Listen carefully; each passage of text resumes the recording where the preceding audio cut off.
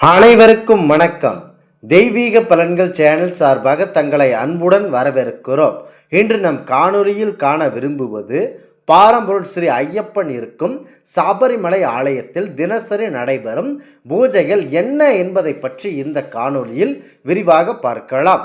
வாருங்கள் காணொளிக்கு செல்லலாம். மறக்காமல் ஒரு சப்ஸ்கிரைப் செய்யவும். பாரம்பொருள் ஸ்ரீ ஐயப்பன் அவர்களின் சபரிமலை ஆலயத்தில் முதலில் நடைபெறும் பூஜையாக உஜத் கால பூஜை என்று அழைக்கப்படுகிறது. இந்த பூஜையானது பாரம்பொருள் ஸ்ரீ ஐயப்பன் அவர்களுக்கு காலையில் பரம்பொருள் ஐயப்பன் அவர்களின் ஆலயம் நடை திறந்த உடனேயே சிறப்பு பூஜை நடைபெறுகிறது. இந்த அபிஷேகம் சிறப்பாக நடைபெறுகிறது.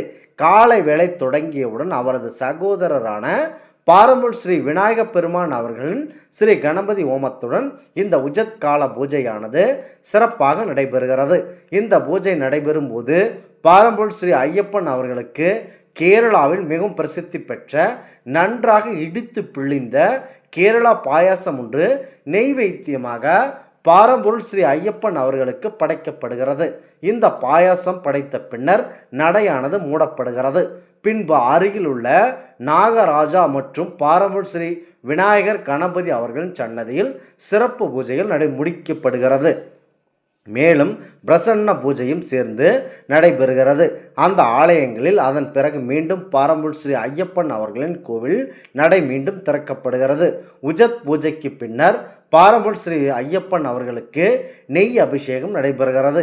இந்த பூஜை நடந்து முடிந்த சில மணி நேரத்திலேயே கோவில் நடை சுத்தம் செய்யப்படுகிறது.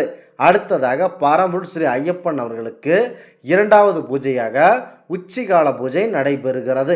இந்த உச்சிகால பூஜை என்பது நண்பர்கள் அதாவது மதிய வேளையில் நடைபெறும் ஒரு சிறப்பு பூஜை ஆகும்.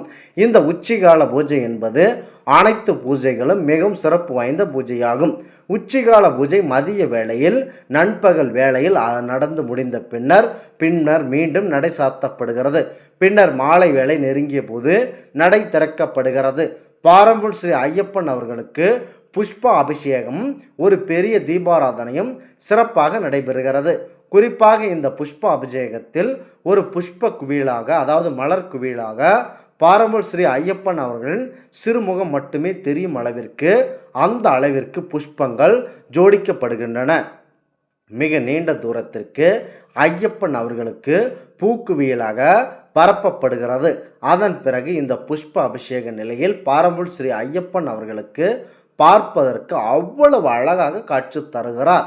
இறுதியாக அத்தாள பூஜை எனப்படும் மூன்றாவது பூஜை சிறப்பு பூஜையாக பாரம்பொருள் ஸ்ரீ ஐயப்பன் அவர்களுக்கு செய்யப்படுகிறது. இந்த பூஜைக்கு இன்னொரு பெயர் இரவு சயன பூஜை என்றும் அழைக்கப்படுகிறது. குறிப்பாக நம் பாரம்பொருள் ஸ்ரீ ஐயப்பன் அவர்கள் எப்பொழுதுமே நெய் அபிஷேகத்தால் இருப்பதால் அவருடைய திருமேனியானது அந்த சிலை அமைப்பு மிகவும் உஷ்ணத்துடன் கடும் வெப்பத்துடன் இருப்பதாகவும் கூறப்படுகிறது.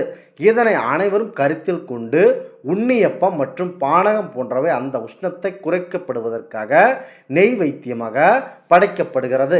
குறிப்பாக இந்த இரவு சயன பூஜையானது நடைபெற்று முடிந்த பின்னர் பக்தர்கள் அனைவருமே ஒரு பானகம் பிரசாதமாக வழங்கப்படுகிறது.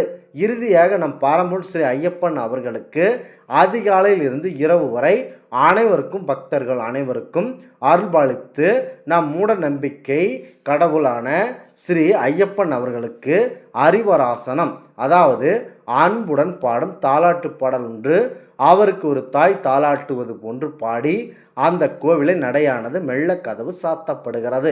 இந்த அற்புத நம் பாரம்பொருள் ஸ்ரீ ஐயப்பன் அவர்கள் ஓய்வு எடுத்து உறங்க செல்வதாகவும் கூறப்படுகிறது. இவ்வாறு தினசரி சபரிமலையில் பல்வேறு சிறப்பு பூஜைகள் நடைபெறுகின்றன. அந்த பூஜை என்ன என்பதை பற்றி இந்த காணொளியில் விரிவாக விளக்கியுள்ளோம். இந்த ஆன்மீக தகவல் உங்களுக்கு பிடித்து இருந்தால் தெய்வீக பலன்கள் சேனலை கண்டிப்பாக சப்ஸ்கிரைப் செய்து கொள்ளவும். மீண்டும் ஒரு நல்லதொரு காணொளியில் உங்களை சந்திக்கிறோம். நன்றி, வணக்கம்.